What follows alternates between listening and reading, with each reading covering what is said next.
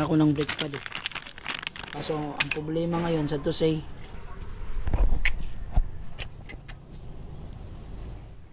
hindi rin mapalitan kasi wala tayong tools. So gusto ko sanang tanggalin para at least naman may matutunan tayo. Kaso wala tayong mga tools, wala tayong tools sa pangtanggal. So ang last resort natin, papalit natin dun sa shop.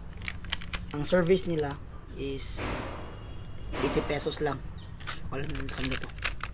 Pero ang disadvantage naman nun, wala tayong matutunan. Hindi natin matutunan kung paano palitan yung brake pad ng front brake ng R15M. Ipashop na lang natin. So yun, hanggang dito na lang. Pasensya mga boss. Adios. Saglit lang mga boss, may naisip ako na paraan na pwede nito tanggalin kahit kinupas tayo ng tools. First time ko rin magtanggal nito. Susubukan natin kung anong mga gawa natin. Okay, let's go. Bali dito mga boss, ito yung tinutukoy ko na hindi natin matanggal. Yan, dahil kinulang tayo ng tools. Pero may naisip akong paraan. Pansin ninyo may pin. Yun, sa pin na to may nakalock. May lock wire na nakalagay. So yung dalawa na yan, tanggalin natin yan. So tingnan natin ang mangyari.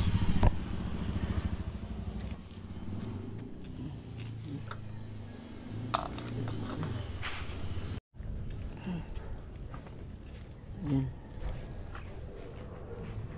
Just dalawa to dalawa.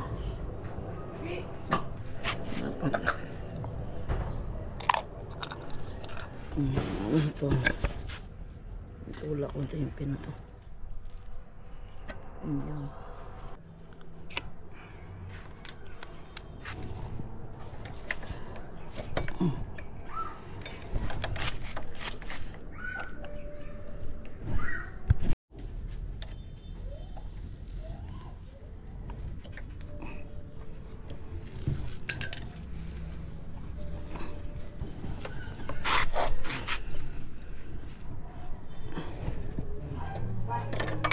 Yun, tanggal.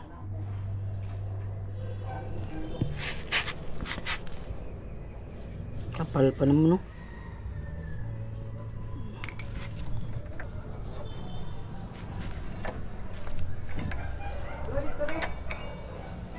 Mga boss, pag magtanggal kayo, tandaan nyo talaga yung posisyon.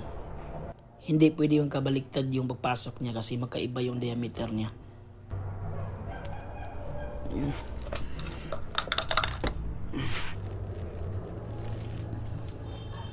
Kapal pa siya.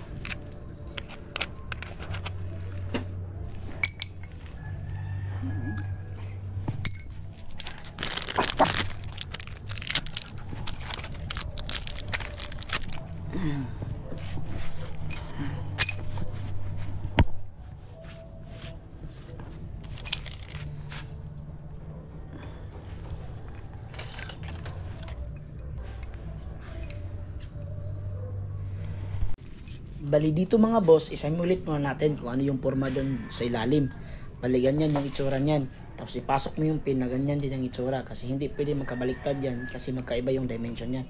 Ganyan yung forma. At siguraduhin mga boss na magpasok niyan mga boss, nasa tamang guide yung pad natin para mapasok mo ng maayos yung pin. Kasi pag hindi siya malagay sa tamang guide, hindi siya pasok.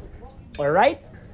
Bali dito mga boss, ang ginawa ko dito, pinasok ko muna yung isang pad para makompress natin yung dalawang piston sa assembly natin.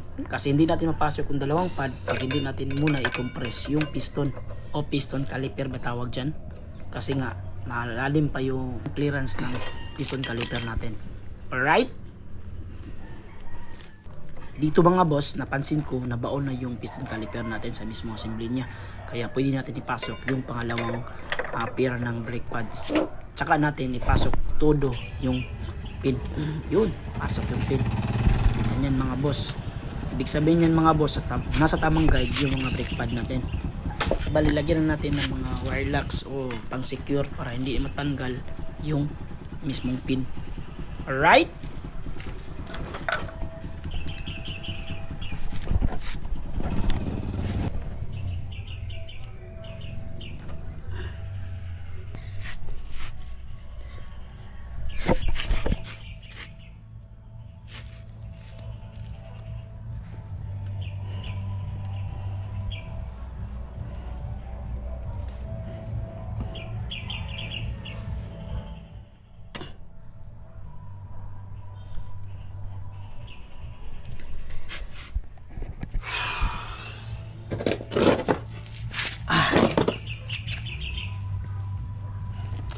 Ayos na mga boss.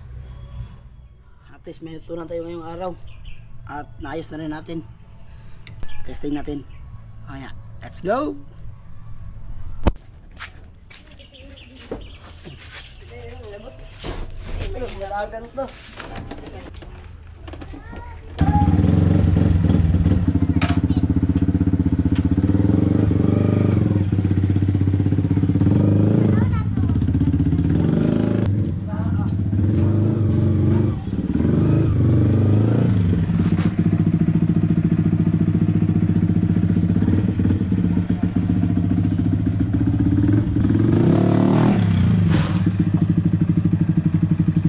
Hanggang dito na lang mga boss, at sana'y nakatulong. At kung nagustuhan mo yung video natin, huwag kalimutan mag-follow and share. Ayos na mga boss, hanggang dito na lang. Adios!